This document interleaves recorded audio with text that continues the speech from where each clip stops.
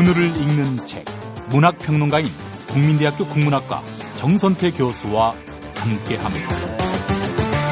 국민대학교 한국어문학부 국어국문전공 정선태 교수님 함께하겠습니다. 교수님. 네, 안녕하세요. 네, 교수님. 이제 또 새로운 한 주가 시작됐습니다. 네, 이제 많이 추워졌네요. 많이 추워졌습니다. 근데 네. 또 이번 주가 지나면은 이제 거의 1월이 다 갑니다. 그러게 말이에요.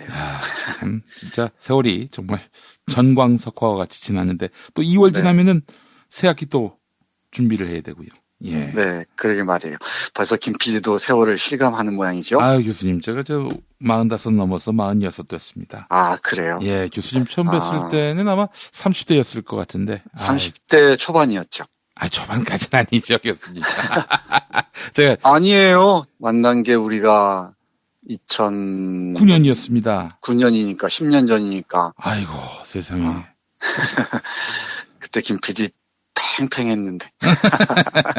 그때만 해도 질풍노도의 시기였는데, 여전히 네. 질풍노도의 시기네요. 제가. 벌써 40대 중반이 됐어요. 예. 참. 하여간, 교수님, 하여튼, 올해도 잘 키워주시기 바라겠습니다. 열심히 제가 별 말씀. 성장하겠습니다. 예. 네. 자, 교수님, 오늘 어떤 책 소개해 주시겠습니까? 글쎄요, 우리 김 PD가 나이 얘기를 그래서 했는지 모르겠는데, 예. 50대 중반, 이제 후반을 향해 가니까, 어떻게 나이를 먹는 게, 나이 드는 게 지혜로운지, 어떻게 이 나이 드는 법을 잘 배울지, 이런 고민을 하게 돼요. 예, 예. 그리고 우리 해마다 건강검진을 하지 않습니까? 예, 예. 네, 그 건강검진 그 보고서를 보고, 삼치 놀라기도 하고, 예. 그렇습니다. 그렇죠. 네. 또, 건강검진 주기가 굉장히 짧아집니다. 예전에는 그러게 말이에요. 몇 년에 한 번씩이었는데, 이제는 거의 매년 받아야 하고. 네. 아이고, 참. 근데 그렇습니다. 그 보고서 항목을 보면은, 예년에는 한두 군데 조금 이상하다 이랬는데, 이제 걷잡을 수 없이 이곳저곳 몸에서 사고를 치기 시작하고. 그렇습니다. 예. 그런 거 보면은 씁쓸해지기도 하고, 예, 예. 이게 또 살아가는 거지 생각하기도 하고. 예. 그렇습니다. 그래서 오늘은 마사 누스바움, 우리 이 시간에 몇 번 소개해드렸습니다. 네. 시적 정의를 비롯해서 혐오와 수치심까지, 이 마사 누스바움과 솔 레브모어가 쓴 지혜롭게 나이 든다는 것입니다. 지혜롭게 나이가 든다는 것. 원제가 aging thoughtfully인데 사려 깊게 나이 든다는 것, 이 정도 얘기할 수 있을 것 같아요. 예. 세계 100대 지성에 꼽힌다는 이 마사 누스바움과 솔 레브모어라는 두 사람이 펼치는 나이 든다는 것에 대한 의미를 묻고 대답하는 지성의 향연처럼 보입니다. 예. 이 책은 총 8개 장으로 나뉘어서 두 사람이 주고받는 에세이 형식이 하나의 음악처럼 이렇게 반복되고 있어요. 이런 책들은 목차만 봐도 그 전체 책의 얼개가 보입니다. 그렇습니다. 예를 들면은 나이듦과 우정이 첫 번째 챕터입니다. 나이 들수록 우정이 소중하다는 얘기겠죠. 이 부분은 우리가 오래전에 이 시간에 말씀드렸던 키케로의 노년에 대하여를 중심으로 해서 네. 마사 누스바움이 가상 토론을 하는 아주 흥미진진한 글이고요. 그리고 소울은 이에 반해서 나이가 들수록 좋은 친구를 많이 만나야 된다. 라고 얘기하면 삶이란 몸의 동반자라고 얘기를 해요. 예. 나이 들수록 혼자 고립되는 경우가 많지 않습니까? 예, 예. 두 사람은 나이가 들수록 더 적극적으로 우정을 찾아야 되고요. 그리고 좋은 친구들을 찾아서 새로운 삶의 모험을 이어가야 한다고 얘기를 하네요. 예. 그리고 두 번째 장은 나이 들어가는 몸을 어떻게 대할 것인가인데요. 네. 주름살이 매력적일 수 있을까라는 질문, 그리고 우리 몸, 우리 자신을 돌본다는 것 등들 얘기하는데, 여기에서도 한국의 성형수술의 사례를 듭니다. 두 지성이, 세계적인 지성이 한국의 성형수술을 이야기했습니까? 네, 한국 성형수술이 워낙 유명한 모양이에요. 저는 잘 몰랐는데, 세계적으로 압도적으로 성형수술 비율이 높은 것 같습니다. 그렇다고 성형수술을 부정적으로 얘기하는 건 아닙니다. 얼마든지 필요하고, 또 자신감과 당당함을 위해서 성형수술을 할 필요가 있는데, 과도하다는 그 비판은 또 빠뜨리지 않네요. 그리고 세 번째 장은 나이 들면은 지나온 나를 되돌아보지 않겠습니까? 예. 그 회고가 갖는 의미는 무엇인가? 과거를 회고하면서 나의 이야기, 셀프 내레이션 이런 말을 쓰는데 자기 인생 서사를 어떻게 엮을 것인가? 예. 강조하는 반면에 또 다른 한 사람은 지금 현재가 그래도 중요하다. 과거의 회고에 빠질 필요가 없다라고 하면서 약간 팽팽하게 긴장된 두 편의 에세이가 실려 있고요. 그리고 또 나이 들면은 뭐 저는 아직 잘 모르겠습니다만은 유산 분배와 상속을 어떻게 할 것인가 이런 문제. 이런 문제는 또 셰익스피어의 리어 왕을 예로 들면서 아주 흥미진진하게 기술하고 있습니다. 리어 왕을 예로 들었습니다만은 이 책 전체가 고전을 바탕으로 해서 현재 나이 든다는 게 무엇인지를 두 사람이 에세이를 통해서 그려가고 있습니다. 이게 이 책의 장점이 아닌가 싶어요. 그리고 다섯 번째는 적절한 은퇴 시기를 생각한다라는 제목인데 제가 일본에 가서 큰 서점에 들렀더니 전면에 배치되어 있는 책들이 상당 부분이 다 은퇴 문제입니다.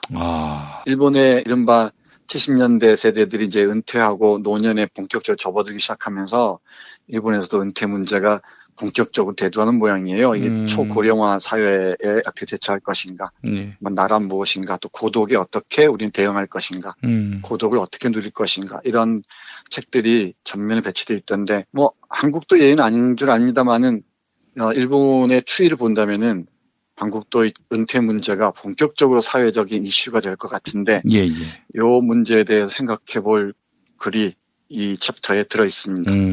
그리고 여섯 번째는 이제 중년 이후의 사랑, 특히 노년의 사랑은 어떤 의미가 있는가.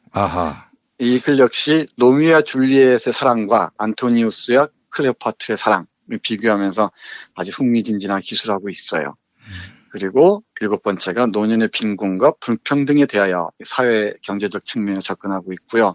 그리고 나이가 들수록 내가 가진 것을 나눌 수 있는 것, 이타적인 삶이란 무엇인가에 대한 논의를 펼치는 게 마지막 장, 무엇을 남길 것인가입니다.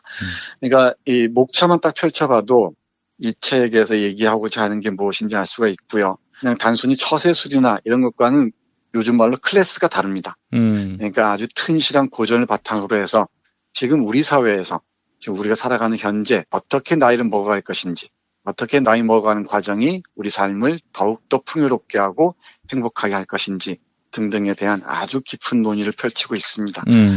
이 목차를 지나서 머릿말에 들어가면은 이 책의 내용들이 총 정리되어 있습니다.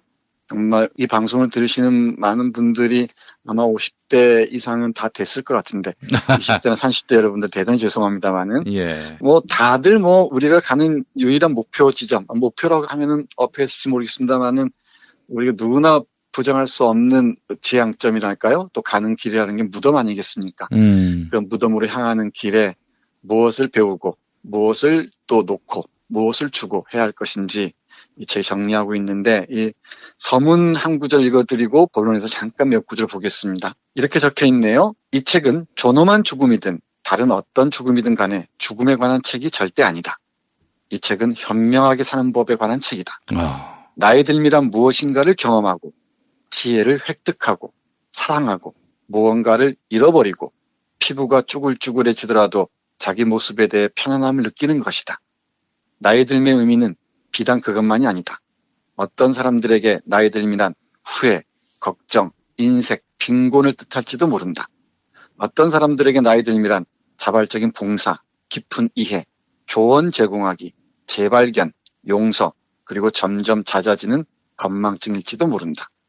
경제적 여유가 있는 사람에게 나이 들미란 은퇴와 증여, 그리고 당연히 과거의 저축 및 소비와도 연관이 있다. 이런 설명들은 아직 자신이 늙지 않았다고 생각하는 사람들에게도 상당 부분 적용된다. 하지만 젊은 지인, 친척, 동료들은 노인들을 지혜의 보고인 동시에 살아있는 경고문으로 바라본다. 노인의 주름살 속에서 좋은 것을 찾고 나아가 지혜를 발견하는 탐색은 저 멀리 키케로의 시대로 거슬러 올라간다. 나이 들에 관한 키케로의 저작은 2000년 전의 것이지만 빠르게 변화하는 오늘날의 세상에서도 변함없는 의미를 지닌다. 네, 이렇게 얘기합니다. 나이 드는 사람의 두 가지 삶의 양식이랄까요? 이런 게 있다고 하는데요. 어떤 사람은 나이 들면서 후회에 휩싸이고 걱정에서 못 벗어나고 더없이 인색해지고 이런 사람도 있는가 하면은 어떤 사람은 나이 들면서 자발적인 봉사에 헌신하고 또 다른 상황이나 다른 사람들을 깊이 이해하고 또 자신의 삶의 경험에서 배운 것들을 아낌없이 도움말을 제공하고 그리고 나란 무엇인가를 재발견하고 또 끝없이 용서하면서 후세대를 위해서 더 나은 세상을 위해서 애쓰고 이런 두 부류가 있을 수 있을 것 같아요. 이제 우리는 어떤 위치에 있는지 한 번쯤은 돌아볼 필요가 있지 않을까 생각하는데 이 책 전체가 이런 질문에 대한 하나의 의미 있는 대답을 제공한다고 얘기할 수 있을 것 같습니다. 예. 제가 밑줄 그은 부분 몇 구절 볼 텐데요. 예. 아무래도 나이 드는 과정에서 우정이란 무엇인가, 친구란 무엇인가 고민하지 않을 수가 없을 것 같은데. 결국 남는 게 친구입니까, 교수님? 네, 그런 것 같습니다. 우정의 문제를 남녀를 가리지 않겠죠, 당연히. 누구와 함께 할 것인가의 문제인데 결국은 관계라는 자산과 관련된 얘기인 것 같습니다. 우리가 나이 드는 걸 보장해 주는 것 또는 이 노년의 불안을 지탱해 주는 것은 경제적인 것으로 생각하는 경우가 많잖아요. 예. 근데 이 책에서는 주로 관계라는 자산에 초점을 두는 것 같습니다. 저도 그렇게 생각합니다만은 돈도 물론 필요하지요. 일정 정도 이 생활에 필요한 돈은 누구도 부정하지 않을 겁니다. 예. 근데 그걸 넘어서는 관계라는 자산에 대해서 훨씬 깊게 생각해 볼 필요가 있다라는 게 이 책에서 강조하는 점입니다. 예. 나이듦과 우정이라는 그 글에서 마사의 누스바움이 키케로의 노년에 대하여를 참조하면서 이렇게 씁니다. 잠깐 보겠습니다. 예. 사람이 나이가 들면 많은 것을 이겨내야 합니다. 권태, 쓰라린 실망, 불안감 같은 것들 말이죠. 카토의 유아 독전적 접근은 현실적인 효능은 있겠지만 극도로 어려운 상황에 대처하기에는 적절하지 않습니다. 여기서는 카토는 키케로의 노년에 대하여 나오는 한 인물입니다. 물론 어떤 사람들은 워낙 침착해서 정신적, 육체적인 운동을 꾸준히 하고 정원을 가꾸고 만찬장에서 미리 준비된 토론을 즐기고 죽음 앞에서도 스토아적 평정을 유지하면서 무난하게 나이를 먹을 겁니다. 하지만 선생은 그런 사람이 아닙니다. 그리고 그렇게 나이 드는 게 좋다고 생각지도 않으시죠. 만약 우리가 카토 같은 사람이 아니라면 우리의 노년기를 진짜 연회처럼 만들기 위해서는 일상적인 우정이 필요합니다. 여기서 일상적인 우정의 경험이란 뒷담화, 추측을 통한 이해, 내밀한 농담, 고통을 즐거움으로 바꾸는 마법 같은 기술 등을 가리키고요. 카토는 여러 가지 의미에서 노년기가 인생이 다른 시기보다 우월하다고 말했습니다. 노년기의 대화의 질이 높아지기 때문이라고요. 그러나 카토는 그 말을 몸소 실천하진 않았습니다. 그걸 보여준 건 선생의 편지였어요. 나이 들면은 필연적으로 불행이 따라옵니다. 하지만 유머, 이해, 사랑은 필연적으로 따라오지 않습니다. 이런 것들을 제공하는 건 우정이죠. 네, 이렇게 얘기하는데요. 카토는 약간의 유아 독전적이고요. 예. 그리고 노년은 반드시 지혜롭다라고 얘기하는데 자기는 실천하지 않았다고 얘기해요.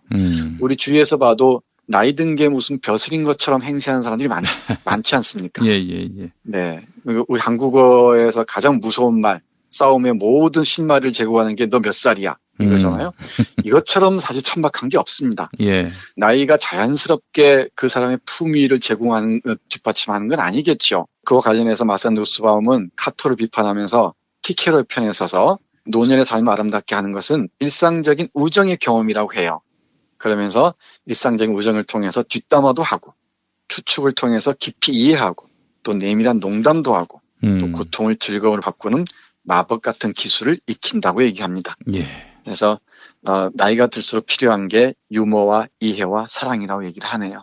이 유머로 말하자면은 저는 우리 김 PD를 따라갈 수가 없습니다. 아이고 별 말씀. 네. 우리 김 PD하고 뭐 긴 얘기는 안 해봤습니다만은 이렇게 툭 던지는 그 유머가 아주 뭐 빛날 때가 많아요. 이게 우리 김 PD는 그런 의미에서 예. 노년을 살아갈 아주 튼실한 무기 하나를 장착한 셈입니다. 감사합니다, 교수님. 네, 네. 그 유머 감각이라는 게 그냥 주어지는 게 아니잖아요. 예. 정말 많은 훈련을 통과해야 되는데 그게 관계를 통해서 생성되는 것 같습니다만은 쉽지는 않을 것 같습니다. 제 입장에서 보면 말이죠. 여기에 대해서 소울도 한마디 하는데요. 좋은 친구를 사귀면서 우리는 모험을 해야 한다고 강조합니다. 그리고 이렇게 덧붙여요. 친구 좋은 이유가 그것만 아닙니다. 운이 좋거나 현명하다면 우리는 노년기에 우정의 순수한 재미를 재발견할 것이다. 새로운 친구를 사귀는 일은 새로운 탐험을 떠나는 일과 같다. 난 노년기에 친구가 적은 것보다 많은 것이 낫다고 생각한다. 만약 내가 은퇴를 한다면 그 이유 가운데 하나는 오래된 친구들 그리고 새로 사귄 친구들과 더 많은 시간을 보내기 위해서일 것이다. 친구를 선택하고 우정에 투자하는 과정 자체가 우리가 여전히 독립적인 인간이라는 징표가 된다. 친구들은 조언을 해주기도 하고 다른 면에서 유익한 도움을 주기도 하며 궁극적으로는 삶이라는 모험을 공유하고 함께 즐기는 존재다. 여기서 친구란 나이를 넘나드는 친구를 의미한다고 봐야 할 것 같습니다. 예. 그러니까 몇몇 동년배들, 또래끼리들만 어울리다 보면은 많은 그 편견에 사로잡히기가 쉽죠. 근데 나이를 넘나드는 우정들, 그러니까 뭐 20대, 20살, 30살 나이 차를 얼마나 넘어설 수 있는 그런 우정이야말로 또 다른 삶을 탐험하는 기회를 제공한다고 말합니다. 우정에 관한 얘기를 하다 보니까 시간이 벌써 훌쩍 가버렸는데 예. 이 책의 밀도가 상당히 높습니다. 그냥 단순한 처세술 책이나 뭐 죽음을 어떻게 맞이할 것인가라는 불안 마케팅 이런 게 하는 게 아니고요. 정말 깊이 있게 사색하면서 나이 들어가면서 우리가 함께 나눠야 할 게 무엇인지 베풀어야 할 게 무엇인지 등등에 대한 통찰을 보여줍니다. 시간이 빨리 가버려서 한 구절만 소개해드리고 마무리하죠. 마지막 챕터가 무엇을 남길 것인가입니다. 노년이 들수록 나이가 들수록 많은 사람들에게 나눠줄 수 있는 능력이 훨씬 더 많아져야 할 것 같은데 대부분의 경우는 자기가 쥔 것을 감싸쥐고 놓을 줄 모르는 경우가 많잖아요. 근데 우리 마사 누스바움은 맨 마지막 페이지에서 이렇게 말합니다. 이타적 행동은 언제나 힘든 도전이다. 인간은 기본적으로 자기를 먼저 생각하고 유아기에는 순전히 자기 욕구를 충족하기 위해서만 다른 사람에게 다가가기 때문이다. 아이들이 사랑과 보살핌을 받으며 잘 자라면 다른 사람을 어떤 목적 없이 있는 그대로 사랑할 줄 알게 된다. 아이들이 교육을 정말 잘 받으면서 자랄 경우 그들은 자신과 아주 가까운 가족 및 친구의 범위를 넘어서는 사람들에게도 관심을 기울이고 사회 전반의 대의에 대한 생각도 하면서 인간의 귀중한 책임을 형성한다. 그러나 나이가 들면 우리 모두 두 번째 아동기에 들어선다. 이 시기에는 자아의 절박한 요구와 육체의 본능적 요구가 그동안 형성했던 좋은 습관들을 방해하고 우리를 넓은 세상의 가치와 멀어지게 만든다. 우리는 이와 같은 도덕적 위험을 인지하고 있어야 하며 최선을 다해 그 위험과 맞서야 한다. 되도록이면 품위와 유머와 겸손을 보여주면서 네, 이렇게 마무리 짓습니다. 그러니까 마사 누스바움이 보기에는 노년이란 제2의 유아기라고 합니다. 뭐 그렇게 얘기할 수도 있겠죠. 우리가 노인이 될수록 더욱 탐욕스러워지고 이기적이 되는 경향성을 보이기도 하잖아요. 그런데 그럴 때일수록 그 위험들을 우리가 인지하고 거기에 맞서 싸워야 한다고 말합니다. 품위와 유머와 겸손을 보이면서 말이죠. 그러기 위해서는 우리 사회에 대한 깊은 관심을 가져야 될 것 같고요. 뭐 좋은 책을 읽는 것이야말로 최고의 말년의 양식이라고 생각합니다만은 그리고 또 하나는 이런 그 다른 사람들을 배려하고 다른 관계들을 이해하는 그런 모험에 나서야 할 줄 압니다. 아주 두툼한 깊이 있는 책을 짧은 시간에 소개해드린다는 게 좀 무모한 것 같기도 한데요. 지혜롭게 나이 든다는 것, 이 책 책꽂이 하나 딱 꽂아 놓으시면은 그냥 보기만 해도 바라보기만 해도 지혜롭게 나이 드는 방법을 생각할 수 있는 기회를 마련할 수 있다고 생각합니다. 교수님, 네. 그 태극기 할아버지들 또 할머니들은 어떻게 해야 지혜로운 노년을 보내실 수 있을까요? 그러게요. 어떤 사고 한 이념에 포획된다는 건 좌익이든 우익이든 참담하죠, 사실은. 피폐해지죠. 그러니까 어떤 이즘이든 독단적인 관계에 소속돼 버린다는 것은 자기 삶의 자유를 올가매는 정말 뭐랄까요, 덫이 될 것이라고 생각을 해요. 네, 그 덫에서 좀 벗어나야 정말 독립적이고 훨씬 자유로운 관계를 형성하고 그게 노년에 풍요로우고 나아갈 수 있을 텐데 제 얘기 들으시면서 태극기 할아버지들 많이 생각하셨을 겁니다. 그리고 정말 유머와 겸손을 찾아보기 힘든 그 폐악질에 가까운 언어를 보면서 많은 사람들이 진저리를 치죠. 그거야말로 나이 들면 모욕하는 행위가 아니겠는가 생각하지 않을 수가 없네요. 또 그런 모습을 보면서 반면 거울 삼아 우리는 어떤가 또 한 번쯤 되돌아볼 필요도 있을 것 같습니다만. 알겠습니다. 정말 우리가 끊임없이 공부를 해야 편견에 포로가 안 되겠죠? 네, 맞습니다. 이 공부라는 게 책만 읽는다고 되는 건 아니겠죠. 책도 하나의 그 공부의 방법일 방법일 수도 있겠지만은 또 수단일 수 있겠지만은 다양한 세계를 보는 방법이 있지 않겠습니까? 다른 사람과의 다양한 관계들이 필요할 텐데 어떤 특정한 관계망 속에 또는 편견적 관계 속에 빠져버리면은 결국 자신의 삶을 깊이 사랑하는 방법을 다 상실해버리는 것 같아요. 아, 자신에 대한 사랑이 결핍됐기 때문에 그런 일이 벌어진 것이다. 네, 그렇게 봅니다. 또 그렇게 할수록 자신에 대한 깊은 애정을 상실하게도 되는 것이겠죠. 제 짧은 인생 경험에 비춰보건대는 그렇습니다만 조금 더 살아보고 말씀드리겠습니다. 예, 알겠습니다. 자, 정서태 교수님 오늘 말씀 잘 들었습니다. 네, 고맙습니다.